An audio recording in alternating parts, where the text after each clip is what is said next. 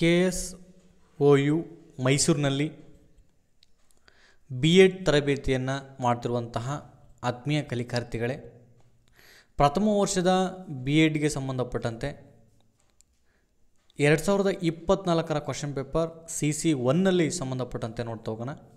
ಇದು 80 ಅಂಕದ ಪ್ರಶ್ನೆ ಪತ್ರಿಕೆ. ಒಟ್ಟು ನೀವು 8 ಪತ್ರಿಕೆಗಳನ್ನು ಪ್ರಥಮ ವರ್ಷದ BEd ತರಬೇತಿಯಲ್ಲಿ ಎಕ್ಸಾಮನ್ನು ಬರೀಬೇಕಾಗಿರುವಂಥದ್ದು. ಇಲ್ಲಿ ಸೆಕ್ಷನ್ಸ್ ಎಗೆ ಬಂದರೆ ಇವು 5 ಅಂಕಕ್ಕೆ 4 ಬರೀಬೇಕು. ಪ್ರಾಯೋಗಿಕ ವಿಧಾನದ ಹಂತಗಳನ್ನು ವಿವರಿಸಿ, ವಿಕಾಸದ ಮೇಲೆ ಪ್ರಭಾವ ಬೀರುವ ಅಂಶಗಳನ್ನು ವಿವರಿಸಿ, ಕೊಹಲ್ಬರ್ಗ್ರವರ ನೈತಿಕ ವಿಕಾಸದ ಹಂತಗಳನ್ನು ವಿವರಿಸಿ, ಬುದ್ಧಿಶಕ್ತಿ ಎಂದರೇನು, ಅದರ ಸ್ವರೂಪವನ್ನು ತಿಳಿಸಿ, ಅಭಿಕ್ಷಮತೆ ಎಂದರೇನು, ಅಭಿಕ್ಷಮತಾ ಪರೀಕ್ಷೆಗಳ ಉಪಯೋಗವನ್ನು ತಿಳಿಸಿ, ಸಮಾಜ ಮಿತಿಯನ್ನು ವ್ಯಾಖ್ಯಾನಿಸಿ ಅದರ ಮಹತ್ವವನ್ನು ತಿಳಿಸಿ. ಇದು CC1 ಏನಿದೆ ಇದು ಸೈಕಾಲಜಿಗೆ ಸಂಬಂಧಪಟ್ಟಂತಹದ್ದಾಗಿರುವಂಥದ್ದು. ಇಲ್ಲಿ ವಿಭಾಗ ಬಿಯಲ್ಲಿ 3 ಪ್ರಶ್ನೆಗಳಿಗೆ ಉತ್ತರಿಸಬೇಕು, ಒಂದೊಂದಕ್ಕೆ 10 ಅಂಕಗಳು. ವಿಕಾಸ ಎಂದರೇನು, ವಿಕಾಸದ ವಿವಿಧ ಹಂತಗಳನ್ನು ವಿವರಿಸಿ, ವ್ಯಕ್ತಿತ್ವ ಎಂದರೇನು, ವ್ಯಕ್ತಿತ್ವವನ್ನು ಅಳೆಯುವ ವಿಧಾನಗಳನ್ನು ವಿವರಿಸಿ. ಇದು ರಿಪೀಟೆಡ್ ಕ್ವಶನ್. ಇದು ಮಾನಸಿಕ ಆರೋಗ್ಯವನ್ನು ವ್ಯಾಖ್ಯಾನಿಸಿ ಅದರ ಮಹತ್ವವನ್ನು ವಿವರಿಸಿ, ಮಾನಸಿಕ ಆರೋಗ್ಯವಂತ ವ್ಯಕ್ತಿಯ ಗುಣಲಕ್ಷಣಗಳನ್ನು ತಿಳಿಸಿ. ಇದು ಕೂಡ ರಿಪೀಟೆಡ್ ಕ್ವಶನ್ಸ್. ಸಂವೇಗಾತ್ಮಕ ಬುದ್ಧಿಶಕ್ತಿ ಎಂದರನ್ನು ಅದರ ಆಯಾಮಗಳನ್ನು ವಿವರಿಸಿ ಅಂತ ಕೇಳಿರುವಂಥದ್ದು. ಭಾರತೀಯ ತರುಣರ ಸಮಸ್ಯೆಯನ್ನು ವಿವರಿಸಿ. ಈ ಕ್ವಶನ್ಗಳಿಗೆ ನಾನು ರಿಪೀಟೆಡ್ ಕ್ವಶನ್ಸ್ಗಳಿಗೆ ನನ್ನಲ್ಲೇ ಕೆಲವೊಂದು ವಿಡಿಯೋಗಳನ್ನು ಪಾಯಿಂಟ್ ವೈಸ್ ಮಾಡಿ ಹಾಕಿದ್ದೀನಿ, ಅದು ನೀವು ನೋಡ್ಬೋದು. ನೆಕ್ಸ್ಟ್ 2 ಪ್ರಶ್ನೆಗಳಿಗೆ ಉತ್ತರಿಸಬೇಕು, ಒಂದೊಂದು ಪ್ರಶ್ನೆಗೆ 15 ಅಂಕಗಳು. ಅಂದರೆ ಚಾಯ್ಸ್ ನಿಮಗೆ 2 ಚಾಯ್ಸ್ ಇರ್ತವೆ.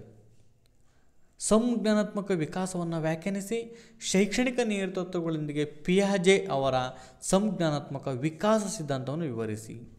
ರಕ್ಷಣಾ ತಂತ್ರ ಎಂದರೇನು, ಅದರ ವಿಧಗಳನ್ನು ಸೂಕ್ತ ಉದಾಹರಣೆಯೊಂದಿಗೆ ವಿವರಿಸಿ. ಪ್ರತಿಯೊಂದು ನಾವು ರಕ್ಷಣಾ ತಂತ್ರವನ್ನು ಬರೆದಾಗ ಅದರ ಕೆಳಗೆ ಉದಾಹರಣೆಗಳನ್ನು ನೀಡಬೇಕು. ವಿಶೇಷ ಮತ್ತು ಅಸಾಧಾರಣ ಮಕ್ಕಳು ಎಂದರೆ ಯಾರು, ಅಂದರೆ ಪ್ರತಿಭಾವಂತ ಮಕ್ಕಳು. ಅವ್ರನ್ನ ವರ್ಗೀಕರಣವನ್ನು ತಿಳಿಸಿ, ಅವ್ರನ್ನ ಯಾವ ರೀತಿ ಡಿವೈಡೇಷನ್ ಮಾಡಬೇಕು ನಾವು. ಆ ಪ್ರತಿಭಾವಂತ ಮಕ್ಕಳ ಅಗತ್ಯತೆ ಮತ್ತು ಗುಣಲಕ್ಷಣಗಳನ್ನು ವಿವರಿಸಿ ಅಂತ ಕೇಳುವಂಥದ್ದು. ತರುಣರ ಶೈಕ್ಷಣಿಕ, ಔದ್ಯೋಗಿಕ, ವೃತ್ತಿ ಆಯ್ಕೆಯಲ್ಲಿ ಮಾರ್ಗದರ್ಶನ ಮತ್ತು ಉಪಬೋಧನೆಯ ಪಾತ್ರವನ್ನು ವಿವರಿಸಿ ಅಂತ ಕೇಳಿರುವಂಥದ್ದು. ನೆಕ್ಸ್ಟ್ ಬಂದರೆ CC2, ಇದು ಕೂಡ 80 ಅಂಕದ ಪ್ರಶ್ನೆ ಪತ್ರಿಕೆ. ಇದು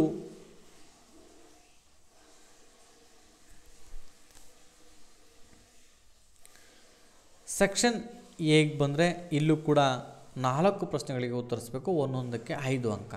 ಶಿಕ್ಷಣದ ಅರ್ಥ, ಗುರಿ ಮತ್ತು ಉದ್ದೇಶಗಳನ್ನು ವಿವರಿಸಿ. ಅಪವ್ಯಯ ಮತ್ತು ನಿಲುಗಡೆಯನ್ನು ವ್ಯಾಖ್ಯಾನಿಸಿ. ಅಪವ್ಯಯ ಮತ್ತು ನಿಲುಗಡೆಗೆ ಕಾರಣಗಳನ್ನು ತಿಳಿಸಿ. ಮೇಯ್ನ್ ಇದು ಅಪವ್ಯಯ ಮೀನ್ಸ್ ಕಲಿಕೆಯ ನಷ್ಟ, ಅಂದರೆ ಮಕ್ಕಳು ಹೊಂದಿರುವಂಥ ಸಾಮರ್ಥ್ಯವನ್ನು ಗಳಿಸುವಲ್ಲಿ ವಿಫಲವನ್ನು ಹೊಂದಿರುವಂತಹದ್ದಂತ ನೋಡ್ಬೋದು. ನೀತಿ ಕಾರ್ಯ ಚೌಕಟ್ಟಿನ ಅಗತ್ಯ ಮತ್ತು ಪ್ರಾಮುಖ್ಯತೆಯನ್ನು ವರ್ಣಿಸಿ. ಜಿಲ್ಲಾ ಶಿಕ್ಷಣ ಮತ್ತು ತರಬೇತಿ ಸಂಸ್ಥೆಯ ಪ್ರಮುಖ ಕಾರ್ಯಗಳನ್ನು ಚರ್ಚಿಸಿ, ಅಂದರೆ ಡಯಟಿಂದು ಆಗಲೇ ನಿಮಗೆ ಗೊತ್ತಿರ್ತೈತೆ. ಸಾರ್ಜೆಂಟ್ ವರದಿಯ ವೈಶಿಷ್ಟ್ಯಗಳನ್ನು ನಮೂದಿಸಿ. ಬೋಧನೆಯಲ್ಲಿ ಮಾಹಿತಿ ಸಂವಹನ ತಂತ್ರಜ್ಞಾನ ಅಂದರೆ ICT ಪ್ರಾಮುಖ್ಯತೆಯನ್ನು ಚರ್ಚಿಸಿ. ಇದ್ರ ಬಗ್ಗೆ ಒಂದು ನೀವು ಪ್ರಾಜೆಕ್ಟ್ ವರ್ಕ್ನು ಮಾಡಿಕೊಟ್ಟೋದ್ರಿಂದ ಸಿಂಪಲ್ಲಾಗಿ ಉತ್ತರವನ್ನು ಬರಿಬೋದು. ನೆಕ್ಸ್ಟ್ 10 ಅಂಕಕ್ಕೆ 3 ಕ್ವಶನ್ಸ್ಗಳು. ಶಿಕ್ಷಣಕ್ಕೆ ಸಂಬಂಧಿಸಿದಂತೆ ಗಾಂಧೀಜಿಯವರ ಶೈಕ್ಷಣಿಕ ಚಿಂತನೆಗಳನ್ನು ವಿವರಿಸಿ. ನೆಕ್ಸ್ಟ್ ಶಿಕ್ಷಣಕ್ಕೆ ಸಮಾಜಶಾಸ್ತ್ರದ ಅರ್ಥ ಮತ್ತು ಪ್ರಾಮುಖ್ಯತೆಯನ್ನು ವಿವರಿಸಿ. ಭಾರತೀಯ ಸಮಾಜದಲ್ಲಿರುವಂತಹ ಅಸಮಾನತೆಗಳ ಆಯಾಮಗಳನ್ನು ವಿವರಿಸಿ. ಶಿಕ್ಷಣದ ಹಕ್ಕು ಕಾಯ್ದೆ 2009ರ ವೈಶಿಷ್ಟ್ಯವನ್ನು ನಾವು ಶಿಕ್ಷಣವನ್ನು ಗುಣಮಟ್ಟವನ್ನು ಹೆಚ್ಚಿಸುವಲ್ಲಿ ಶಿಕ್ಷಣ ಹಕ್ಕು ಕಾಯ್ದೆ 2009ರ ಪಾತ್ರವನ್ನು ಚರ್ಚಿಸಿ. 1980ರ ರಾಷ್ಟ್ರೀಯ ಶಿಕ್ಷಣ ನೀತಿಯ ಶಿಫಾರಸುಗಳನ್ನು ವಿವರಿಸಿ. ನೆಕ್ಸ್ಟ್ ವಿಭಾಗ ಸಿಗೆ ಬಂದರೆ 2 ಪ್ರಶ್ನೆಗಳಿಗೆ ಉತ್ತರ ಮಾಡಬೇಕು, ಒಂದೊಂದಕ್ಕೆ 15 ಅಂಕ. ನೀವು ಮೊದಲನೇದಾಗಿ ಉತ್ತರ ಪತ್ರಿಕೆಯನ್ನು ಬರೆಯುವಾಗ ನೀವು ಫಸ್ಟು 15 ಮಾರ್ಕ್ಸ್ನವು, ಆಮೇಲೆ 10 ಮಾರ್ಕ್ಸ್ನವು, ಆಮೇಲೆ 5 ಮಾರ್ಕ್ಸ್ನವನ್ನು ಬರೆದ್ರೆ ಅತಿ ಅಂಕಗಳನ್ನು ಗಳಿಸ್ಬೋದು ಅಂತ ನನ್ನ ಒಂದು ಅಭಿಪ್ರಾಯ. ತತ್ವಶಾಸ್ತ್ರ ಎಂದರೇನು, ತತ್ವಶಾಸ್ತ್ರಕ್ಕೂ ಮತ್ತು ಶಿಕ್ಷಣಕ್ಕೂ ಇರುವಂಥ ಸಂಬಂಧವನ್ನು ವಿವರಿಸಿ. ಶೈಕ್ಷಣಿಕ ವರ್ಷದಲ್ಲಿ ಮೇಯ್ನ್ ಇಂಪಾರ್ಟೆಂಟಾಗಿ ಬರುವಂತಹ ಮಕ್ಕಳಿಗೋಸ್ಕರ ಇರುವಂತಹ ಸೈನಿಕ ಶಾಲೆಗಳು, ಕಸ್ತೂರಿಬಾ ಬಾಲಿಕಾ ವಿದ್ಯಾಲಯಗಳ ಉದ್ದೇಶಗಳು, ಶೈಕ್ಷಣಿಕ ಕಾರ್ಯಗಳನ್ನು ಚರ್ಚಿಸಿ. ಈ ಶಾಲೆಗಳಿಂದ ದೊರೆತಿರುವಂತಹ ಶೈಕ್ಷಣಿಕ ಲಾಭಗಳನ್ನು ವಿವರಿಸಿ. ನಮಗೆ ಮೊರಾರ್ಜಿ ಶಾಲೆಯ ಬಗ್ಗೆ ಕೇಳಿದರು ಮತ್ತು ನವೋದಯ ಶಾಲೆಗಳ ಬಗ್ಗೆ ಕೇಳಿದರು. ಇಲ್ಲಿ ಸೈನಿಕ ಮತ್ತು ಕಸ್ತೂರಿಬಾ ಶಾಲೆಗಳ ಬಗ್ಗೆ ಕೇಳಿರುವಂಥದ್ದು. ಶಿಕ್ಷಣದ ಗುರಿ ಉದ್ದೇಶಗಳನ್ನು ವಿವರಿಸಿ. ಶಿಕ್ಷಣವು ಒಂದು ಪ್ರಕ್ರಿಯೆ ಮತ್ತು ಉತ್ಪನ್ನ ಎಂಬುದನ್ನು ಚರ್ಚಿಸಿ. ಇದನ್ನು ಕೂಡ ನಾನು ಯೂಟ್ಯೂಬಲ್ಲಿ ಇದಕ್ಕೆ ಪಾಯಿಂಟ್ ವೈಸ್ ಕ್ಲಾಸನ್ನು ಮಾಡಿದ್ದೀನಿ. ಭಾರತದಲ್ಲಿ ಸ್ವಾತಂತ್ರ್ಯವನ್ನು ಕರೆದ ಶೈಕ್ಷಣಿಕದ ಬೆಳವಣಿಗೆ ಅನ್ನೋದ್ರೆ ಸ್ವಾತಂತ್ರ್ಯೋತ್ತರ. ನಿಮಗೆ ಕ್ವಶನ್ ಅರ್ಥ ಆಗಲಿಲ್ಲ ಅಂದರೆ ಇಂಗ್ಲೀಷ್ ಒಂದು ಸತಿ ಓದ್ಕೋಬೇಕು. The development of education in India after independence, ಇದನ್ನು ಓದ್ಕೋಬೇಕು. ಚರ್ಚಿಸಿ. ರಾಷ್ಟ್ರೀಯ ಶಿಕ್ಷಣದ ಆಯೋಗ 1964 ಮತ್ತು 66 ಶಿಫಾರಸುಗಳನ್ನು ಚರ್ಚಿಸಿ ಅಂತ ಕೇಳಿದ್ದಾರೆ. ಇದನ್ನು ಕೂಡ ನಾನು ಕ್ವಶನ್ಸಿಗೆ ಆನ್ಸರನ್ನು ಮಾಡಿರುವಂಥದ್ದು. ನೆಕ್ಸ್ಟ್ ಬಂದರೆ principles of learning and teaching. ಇದು CCE 3 ಸಂಬಂಧಪಟ್ಟಂತೆ. ಇದು ಕೂಡ 80 ಅಂಕದ ಪ್ರಶ್ನೆ ಪತ್ರಿಕೆ. ಇಲ್ಲಿ ವಿಭಾಗ ಎಯಲ್ಲಿ 4 ಕ್ವಶನ್ಸ್ ಇರ್ತವೆ, ಒಂದೊಂದು 5 ಅಂಕ. ಕಲಿಕೆಯ ಸ್ವರೂಪಗಳನ್ನು ವಿವರಿಸಿ. ಇದು ಮೀನ್ಸ್ ಸೈಕಾಲಜಿನೇ. ಕ್ರಮಾನುಗತ ಕಲಿಕಾ ಸಾಮಗ್ರಿಗಳ ಬಗ್ಗೆ ಟಿಪ್ಪಣಿನ ಬರೀರಿ. ಇದು ಸ್ಕಿನ್ನರ್ ಅವರು ಮಾಡಿರುವಂಥ ಅಧ್ಯಯನದಲ್ಲಿ ಬರುವಂಥದ್ದು, ಪ್ರಯೋಗದಲ್ಲಿ ಬರುವಂಥದ್ದು. ಅನ್ವೇಷಣಾ ಕಲಿಕೆಯ ಹಂತಗಳನ್ನು ವಿವರಿಸಿ. ಬೋಧನೆಯ ಪೂರ್ವ ಸಿದ್ಧತೆಯ ಪ್ರಾಮುಖ್ಯತೆಯನ್ನು ವಿಷದಪಡಿಸಿ. ಪಾಠ ಪರಿಚಯಿಸುವ ಕೌಶಲ್ಯದ ಘಟಕಾಂಶಗಳು ಯಾವ್ಯಾವು. ಉಪನ್ಯಾಸ ಕಾರ್ಯತಂತ್ರದ ಪ್ರಧಾನ ವೈಶಿಷ್ಟ್ಯಗಳನ್ನು ವಿವರಿಸಿ. ನೆಕ್ಸ್ಟ್ ಬಂದರೆ ವಿಭಾಗ ಬಿಗೆ ಬಂದರೆ ಪರಿಕಲ್ಪನೆಗಳ ಅರ್ಥ, ಪ್ರಾಮುಖ್ಯತೆ ಮತ್ತು ವರ್ಗೀಕರಣವನ್ನು ತಿಳಿಸಿ. ಕಲಿಕೆ ಮೇಲೆ ಪ್ರಭಾವ ಬೀರುವಂತಹ ವಿದ್ಯಾರ್ಥಿ ಸಂಬಂಧಿತ ಮತ್ತು ಕುಟುಂಬ ಸಂಬಂಧಿತ ಅಂಶಗಳನ್ನು ಚರ್ಚಿಸಿ ಅಂತ ಕೇಳುವಂಥದ್ದು. ಇದಕ್ಕೂ ಕೂಡ ನಾನು ಆನ್ಸರನ್ನು ಹೇಳಿದ್ದೀನಿ. ಇದು ರಿಪೀಟೆಡ್ ಕ್ವಶನ್ಸ್.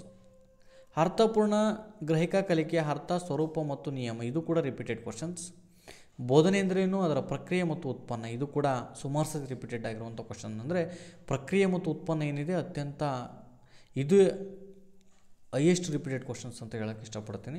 ಗುಂಪು ಚರ್ಚೆ ಕಾರ್ಯತಂತ್ರ, ಅದರ ಅರ್ಥ, ಪ್ರಧಾನ ವೈಶಿಷ್ಟ್ಯಗಳು, ಅನುಕೂಲಗಳು ಮತ್ತು ಅನಾನುಕೂಲಗಳನ್ನು ಚರ್ಚಿಸಿ ಅಂತ ಕೇಳುವಂಥದ್ದು. ವಿಭಾಗ ಸಿಗೆ ಬಂದರೆ 15 ಅಂಕಕ್ಕೆ 1-2 ಕ್ವಶನ್ ಇರ್ತವೆ. ಸ್ಮರಣೆ ಎಂದರೇನು, ಅದರ ಪ್ರಾಮುಖ್ಯತೆ ಮತ್ತು ಅದರ ಹಂತಗಳನ್ನು ಬರೆಯುವಂಥದ್ದು. ಶಾಸ್ತ್ರೀಯ ಅನುಬಂಧದ ಅರ್ಥ, ಸ್ವರೂಪ, ಪ್ರಾಮುಖ್ಯತೆ, ಶೈಕ್ಷಣಿಕ ನಿಹಿತಾರ್ಥಗಳು ಮೀನ್ಸ್ ಉಪಯೋಗಗಳು. ಬೋಧನಾ ಮಾದರಿ ಎಂದರೇನು, ಬೋಧನಾ ಮಾದರಿಯ ಪರಿಕಲ್ಪನಾ ಸಾಧನಾ ಮಾದರಿಯನ್ನು ವಿವರಿಸಿ ಅಂತ ಕೇಳುವಂಥದ್ದು. ಬೋಧನಾ ಮಾದರಿಗಳು ಸುಮಾರಿದ್ದಾವೆ, ಅದರಲ್ಲಿ ಪರಿಕಲ್ಪನಾ ಸಾಧನಾ ವರದಿಯನ್ನು ವಿವರಿಸಬೇಕು. ಮಾದರಿಯನ್ನು. ಬೋಧನಾ ಪರಿಣಾಮಕಾರಿತ್ವದ ವಿವಿಧ ಮಾನದಂಡಗಳನ್ನು ಚರ್ಚಿಸಿ. ಅಂದರೆ ಬೋಧನೆ ಪರಿಣಾಮಕಾರಿಯಾಗಬೇಕಾದ್ರೆ ಬೇಕಾಗುವಂಥ ಮಾನದಂಡಗಳು. ನೆಕ್ಸ್ಟ್ ಬಂದರೆ ಲ್ಯಾಂಗ್ವೇಜ್ ಅಕ್ರಾಸ್ ದ ಕರಿಕ್ಯುಲಮ್. ಇದು 2024 ಕ್ವಶನ್ ಪೇಪರ್ಗಳು, 40 ಅಂಕದ ಪ್ರಶ್ನೆ ಪತ್ರಿಕೆ. ವಿಭಾಗ ಎಯಲ್ಲಿ ಇದರಲ್ಲಿ 5 ಮಾರ್ಕ್ಸಿಗೆ 4 ಪ್ರಶ್ನೆಗಳಿರ್ತವೆ.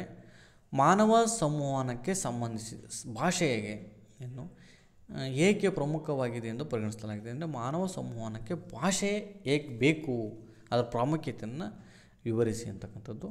ಮಾನವನ ಸಮಾಜದಲ್ಲಿ ಭಾಷೆಯ ಐತಿಹಾಸಿಕ ಬೆಳವಣಿಗೆಯನ್ನು ಚರ್ಚಿಸಿ.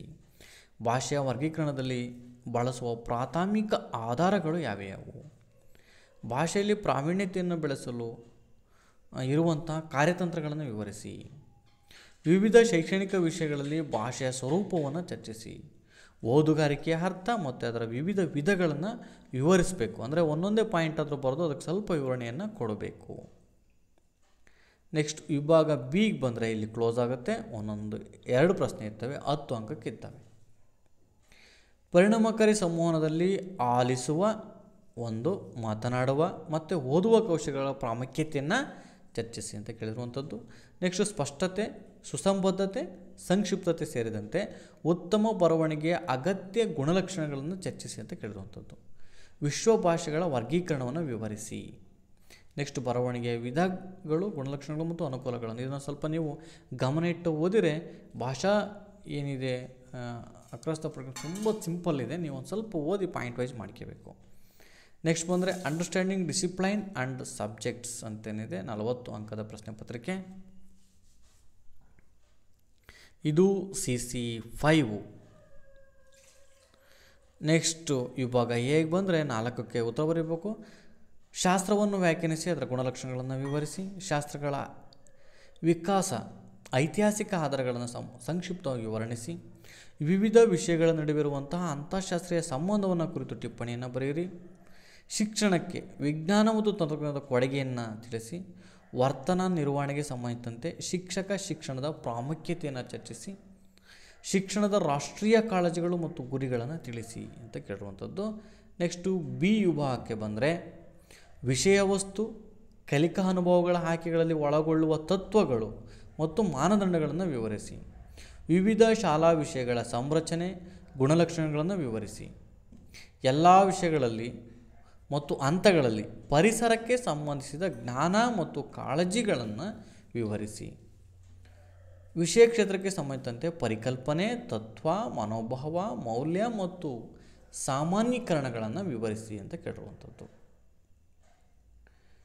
ನೆಕ್ಸ್ಟ್ ಬಂದರೆ CC6 gender, school and society.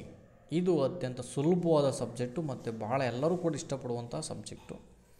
ಇಲ್ಲೂ ಲಿಂಗತ್ವದ ಅರ್ಥ, ಅದರ ಪರಿಕಲ್ಪನೆ, ಲಿಂಗ ತಾರತಮ್ಯ ನಿಯಂತ್ರಿಸುವಲ್ಲಿ ಕ್ರಮಗಳನ್ನು ವಿಷದಪಡಿಸಿ. ಪ್ರಾಥಮಿಕ ಮತ್ತು ಪ್ರೌಢಶಾಲಾ ಹಂತದಲ್ಲಿ ಶಾಲಾ ಬಿಡುವಿಕೆ ಅಂದರೆ ಅಪವ್ಯಯ ಕಾರಣಗಳನ್ನು ಚರ್ಚಿಸಿ. ಅಂದರೆ ಮಗುವು ಎಲ್ಲಿ ಕಲಿಕೆ ನಷ್ಟವನ್ನು ಹೊಂದುತ್ತೆ ಅಥವಾ ಶಾಲೆಯನ್ನು ಬಿಡ್ತಿತ್ತೆ ಅದರ ಬಗ್ಗೆ ಇರುವಂಥದ್ದು. ಮಹಿಳಾ ಸಬಲೀಕರಣಕ್ಕೆ ಸಂಬಂಧಿಸಿದಂತೆ ಸರ್ಕಾರೇತರ ಸಂಸ್ಥೆಗಳು ಮತ್ತು ಸ್ವಸಹಾಯ ಗುಂಪುಗಳ ಪಾತ್ರವನ್ನು ವಿವರಿಸಿ. ಉದ್ಯೋಗಸ್ಥ ಸ್ಥಳದಲ್ಲಿ ಮಹಿಳೆಯರಿಗಾಗುವಂತಹ ಕಿರುಕುಳವನ್ನು ವಿಷದಪಡಿಸಿ. ಇವೆಲ್ಲ ಅದ್ಭುತವಾಗಿ ನೀವು ಬರೀತೀರಿ ಇಂಥವನ್ನ. ಲೈಂಗಿಕ ದೌರ್ಜನ್ಯವನ್ನು ನಿವಾರಣೆಗೆ ಸಂಬಂಧಿಸಿದಂತೆ ರಾಜ್ಯ ಮತ್ತು ರಾಷ್ಟ್ರ ಮಟ್ಟದಲ್ಲಿ ಸಂಸ್ಥೆಗಳ ಪಾತ್ರವನ್ನು ವಿವರಿಸಿ ಅಂತ ಕೇಳಿರುವಂಥದ್ದು. ನೆಕ್ಸ್ಟು B.Ed CC6 ಬಿ ವಿಭಾಗಕ್ಕೆ ಬಂದರೆ ಧಾರ್ಮಿಕ, ರಾಜಕೀಯ, ಪ್ರಾದೇಶಿಕ, ಆರ್ಥಿಕ ಮತ್ತು ಸಾಮಾಜಿಕ ಕಾರಕಗಳಿಗೆ ಸಂಬಂಧಿಸಿದಂತೆ ಲಿಂಗತ್ವ ಸಂಬಂಧಿ ಪಾತ್ರಗಳ ಮೇಲೆ ಪ್ರಭಾವ ಬೀರುವ ಅಂಶಗಳನ್ನು ವಿವರಿಸಿ. ಮಹಿಳಾ ಶಿಕ್ಷಣ ಮತ್ತು ನೀತಿಗಳಿಗೆ ಸಂಬಂಧಿಸಿದಂತೆ ಸಮಿತಿಗಳು ಮತ್ತು ಆಯೋಗಗಳ ಶಿಫಾರಸುಗಳನ್ನು ವಿವರಿಸಿ ಅಂತ ಕೇಳುವಂಥದ್ದು. ಮಹಿಳಾ ಸಬಲೀಕರಣದಿಂದ ಮಹಿಳಾ ಸಶಕ್ತೀಕರಣ ಹೇಳಿಕೆಯ ಬಗ್ಗೆ ಚರ್ಚಿಸಿ ಅಂತ ಕೇಳುವಂಥದ್ದು. ಮಹಿಳಾ ಶಿಕ್ಷಣಕ್ಕೆ ಸಂಬಂಧಿಸಿದಂತೆ ಇರುವಂಥ ಸಾಂವಿಧಾನಿಕ ಪ್ರಬೋಧನಗಳು ಕೂಡ ಇವು ರಿಪೀಟೆಡ್ ಕ್ವಶನ್ಸ್. ಇವು ಕೆಲವು ಕೂಡ ಕೆಲವೊಂದಕ್ಕೆ ಕೀ ಆನ್ಸರ್ಸ್ ನನ್ನ ವಿಡಿಯೋಗಳನ್ನು ಕೆಲವನ್ನು ಮಾಡಿದ್ದೀನಿ. ನೆಕ್ಸ್ಟ್ ಬಂದರೆ ಇದು CC9 ಬಂದರೆ ಇದು 80 ಅಂಕದ ಪ್ರಶ್ನೆ ಪತ್ರಿಕೆ. ಇಲ್ಲಿ ಜ್ಞಾನದ ಗುಣಲಕ್ಷಣಗಳನ್ನು ವಿವರಿಸಿ. ಸೂಚಿತ ಮತ್ತು ಪ್ರಕಟಿತ ಜ್ಞಾನಗಳನ್ನು ವ್ಯಾಖ್ಯಾನಿಸಿ. ಇದು ಕೂಡ ರಿಪೀಟೆಡ್. ಸಾಮಾಜಿಕ ಶ್ರೇಣೀಕರಣದ ಬಗ್ಗೆ ಟಿಪ್ಪಣಿ ಬರೆಯಿರಿ. ವಿಷಯ ಕೇಂದ್ರಿತ ಪಠ್ಯಕ್ರಮದ ರಚನೆಯ ಉಪಕ್ರಮಗಳನ್ನು ಎಂದರೇನು ಅಂತ ಕೇಳುವಂಥದ್ದು. ಪಠ್ಯಕ್ರಮ ರಚನೆಯಲ್ಲಿ DSCRTಯ ಪಾತ್ರವನ್ನು ಕೇಳಿದರೆ. ಪಠ್ಯಕ್ರಮ ನವೀಕರಣದ ಅಗತ್ಯತೆಯನ್ನು ವಿವರಿಸಿ. ಇವೆಲ್ಲವೂ ಕೂಡ ವೆರಿ ಸಿಂಪಲ್ ಮತ್ತು ಪಾಯಿಂಟ್ ವೈಸ್ ಇರುವಂಥದ್ದು. ವಿಭಾಗ B ಬಂದರೆ ಜ್ಞಾನದ ವಿವಿಧ ಶಾಸ್ತ್ರೀಯ ಪರಿಕಲ್ಪನೆಗಳು, ಪಠ್ಯಕ್ರಮದ ವಿವಿಧ ಪರಿಕಲ್ಪನೆಗಳನ್ನು ವಿವರಿಸಿ. ಘಟಕ ಅಂದರೆ ಕಲಿಕಾ ಘಟಕವನ್ನು ಯೋಜಿಸುವ ಹಂತಗಳನ್ನು ವರ್ಣಿಸಿ. ಪಠ್ಯಕ್ರಮ ರಚನೆಯಲ್ಲಿ ರಾಷ್ಟ್ರೀಯ ನಿಯೋಗಗಳ ಪಾತ್ರವನ್ನು ವಿವರಿಸಿ. ಪಠ್ಯಕ್ರಮ ರಚನೆಗೆ ವಿವಿಧ ಬುನಾದಿ ಅಂದರೆ ತಳಾದಿಗಳನ್ನು ಪಟ್ಟಿ ಮಾಡಿ ಮತ್ತು ವಿವರಿಸಿ. C ವಿಭಾಗಕ್ಕೆ ಬಂದರೆ ಜ್ಞಾನದ ಮೇಲೆ ಆಧುನಿಕ ಮತ್ತು ಜಾಗತೀಕರಣದ ಪ್ರಭಾವ ವಿವರಿಸಿ. ಪಠ್ಯಕ್ರಮದ ವಿಧಗಳು ಯಾವ್ಯಾವು ಅವುಗಳನ್ನು ವಿವರಿಸಬೇಕು. ಪಠ್ಯಕ್ರಮ ರಚನೆಯ ತತ್ವಗಳನ್ನು ವಿವರಿಸಿ. ಇದು ಕೂಡ ರಿಪೀಟೆಡ್ ಕ್ವಶನ್ಸ್. ಪಠ್ಯಕ್ರಮ ಚೌಕಟ್ಟು ಎಂದರೇನು, ರಾಷ್ಟ್ರೀಯ ಪಠ್ಯಕ್ರಮ ಚೌಕಟ್ಟು 2005 ಪ್ರಮುಖ ಲಕ್ಷಣಗಳನ್ನು ವಿವರಿಸಿ. ಇವೆಲ್ಲವೂ ಕೂಡ ನಾನು ಕೆಲವೊಂದು ಕ್ವಶನ್ಸ್ಗಳನ್ನು ಬಿಡಿಸಿದ್ದೀನಿ. CC11 ಬಂದರೆ ಇದು 40 ಅಂಕದ ಪ್ರಶ್ನೆ ಪತ್ರಿಕೆ. ಇದು ಇನ್ಸ್ಯೂ ಎಜುಕೇಷನ್ಸ್ ಅಂತೇಳಿ. ಇದು ಸಮನ್ವಯ ಶಿಕ್ಷಣದ ಉದ್ದೇಶಗಳನ್ನು ವಿವರಿಸಿ. ಸಾಮಾಜಿಕ ಮತ್ತು ಸಾಂಸ್ಕೃತಿಕ ಒಳಗೊಳ್ಳುವಿಕೆಯ ಬಗ್ಗೆ ಒಂದು ಟಿಪ್ಪಣಿಯನ್ನು ಬರೆಯಿರಿ. ವಿಭಿನ್ನ ಸಾಮರ್ಥ್ಯವುಳ್ಳ ಮಕ್ಕಳ ಗುಣಲಕ್ಷಣಗಳು ಯಾವ್ಯಾವು, ಸಮನ್ವಯ ಶಾಲೆಗಳ ಪ್ರಾಮುಖ್ಯತೆಯನ್ನು ವಿವರಿಸಿ. ಇದು ನಮ್ಮ ಏನು ಸಮನ್ವಯ ಶಿಕ್ಷಣದ ಒಳಪಡುವಂಥ ಮಕ್ಕಳು, ವಿಭಿನ್ನ ಸಾಮರ್ಥ್ಯ ಇರುವಂಥವರು, ಅಂಗವೈಕಲ್ಯ ಅಂತ ನಾವು ಕರೆಯಂಗಿಲ್ಲ ಅವ್ರನ್ನ, ಅಂತಹ ಮಕ್ಕಳಿಗೋಸ್ಕರ ಇರುವಂಥದ್ದನ್ನು ನಾವು ಇದನ್ನು ಸಮನ್ವಯ ವರ್ಗ ಕೋಣೆಯನ್ನು ನೀವು ಹೇಗೆ ರಚಿಸ್ತೀರಿ. ಸಮನ್ವಯ ಮಕ್ಕಳಿಗೋಸ್ಕರ ವಿಭಿನ್ನ ಸಾಮರ್ಥ್ಯಗಳ ಮಕ್ಕಳಿಗಿರುವಂಥ ಸಾಂವಿಧಾನಿಕ ಪ್ರವಾದನಗಳು ಯಾವ್ಯಾವು ಅವ್ರ ಬಗ್ಗೆ ನಾವು ಅಧ್ಯಯನ ಮಾಡುವಂಥದ್ದು. ಇದು ಅತ್ಯಂತ ಸುಲಭವಾಗಿರುವಂತಹ ಸಬ್ಜೆಕ್ಟು. ಸಮನ್ವಯ ಶಿಕ್ಷಣದ ಪರಿಕಲ್ಪನೆ, ಸ್ವರೂಪ ಮತ್ತು ವ್ಯಾಪ್ತಿಯನ್ನು ವಿವರಿಸಿ. ವಿಭಿನ್ನ ಸಾಮರ್ಥ್ಯವುಳ್ಳ ಮಕ್ಕಳನ್ನು ನೀವು ಹೇಗೆ ಗುರುತಿಸ್ರಿ ಮತ್ತು ವರ್ಗೀಕರಣವನ್ನು ಮಾಡಿಬಿಟ್ರಿ. ಇದು ಮೇನ್ ಟೀಚರ್ಸ್ ಬೇಕಾಗಿರುವಂಥದ್ದು. ಸಮನ್ವಯ ವರ್ಗಕೋಣೆಯ ಸ್ವರೂಪ ಮತ್ತು ಅದರ ಯಶಸ್ವಿ ಸಮನ್ವಯತೆಗೊಳಿಸಲು ಅದಕ್ಕೆ ಯಶಸ್ವಿಯಾಗಿ ಬೇಕಾಗಿರುವಂಥ ಕಾರಣವಾಗುವ ಅಂಶಗಳನ್ನು ವಿವರಿಸಿ. ಸಮನ್ವಯ ಶಿಕ್ಷಣದ ವ್ಯವಸ್ಥೆಗೆ ಸಂಬಂಧಿಸಿದಂತೆ ಕೊಠಾರಿ ಆಯೋಗ ಏನನ್ನು ಶಿಫಾರಸನ್ನು ನೀಡಿತೆ ಅದನ್ನು ಬರೀರಿ ಅಂತ ಕೇಳಿರುವಂಥದ್ದು. ಇಷ್ಟು ಒಟ್ಟು ನಾವು 8 ಸಬ್ಜೆಕ್ಟ್ಗಳಿಗೆ ಆನ್ಸರ್ಸನ್ನು ಸುದೀರ್ಘವಾಗಿ ಯಾವುದೇ ರಜ್ಜರದ್ದಿಲ್ಲ ನಿಮಗೆ. ಸ್ಟಾರ್ಟಿಂಗ್ ಟೈಮ್ ಟೇಬಲ್ ಪ್ರಾರಂಭವಾಯಿತು ಅಂದರೆ ಕೊನೆಯವರೆಗೂ 8 ದಿನ ರೆಗ್ಯುಲರಾಗಿರ್ತೈತೆ. ಹಾಗಾಗಿ ನೀವು ಆದಷ್ಟು ಪಾಯಿಂಟ್ಸನ್ನು ಮಾಡಿ ಚೆನ್ನಾಗಿ ಓದಿ ವಿಷಯ ಜ್ಞಾನಕ್ಕೋಸ್ಕರ ಅತ್ಯಂತ ವ್ಯವಸ್ಥಿತವಾದಂಥ NCERT ಬುಕ್ಗಳು ಇವು. ಎಲ್ಲರಿಗೂ ಶುಭವಾಗಲಿ ಅಂತ ಹೇಳ್ತಾ thank you for watching video.